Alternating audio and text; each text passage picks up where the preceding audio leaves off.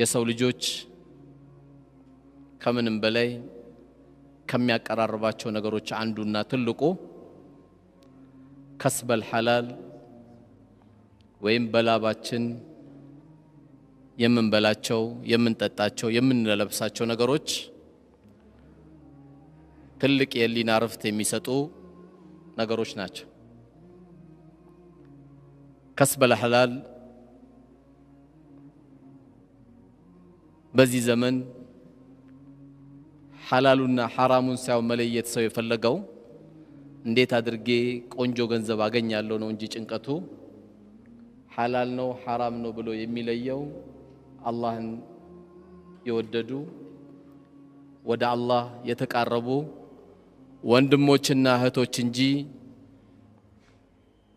መኪናው ከምንም ተገዛ ፎቁ ከምንም ተሰራ ዋናው ብሩ ይገኝ እንጂ ሐላሉ ነገር ብዙም አያሳስበው።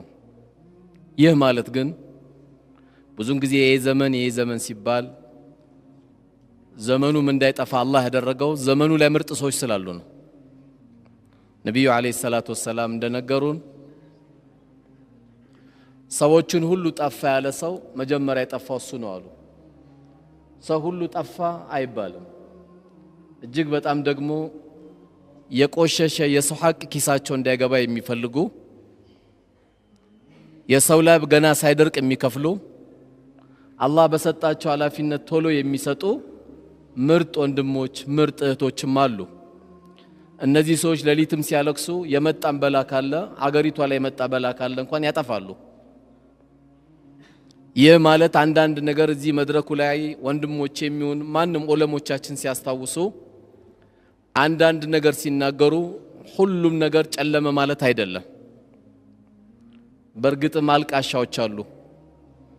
የሰው ገንዘብ መጠስ ታስቀምጥባቸው እንቅልፍ የሚያጡ ሰዎች አሉ። አረባ ከገንዘቤን ወሰደ የሚሉ አሁንም አሉ። የሰው ሐቅ የሚያንቀጠቅጣቸው አሉ።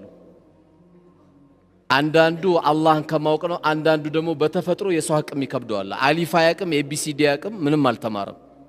ግን የሰው ሐቅ ሲባል ይደነዝዘዋል። የሰው ሐቅ ሲባል ያመዋል። የሰው ብር ሲባል ያመዋል።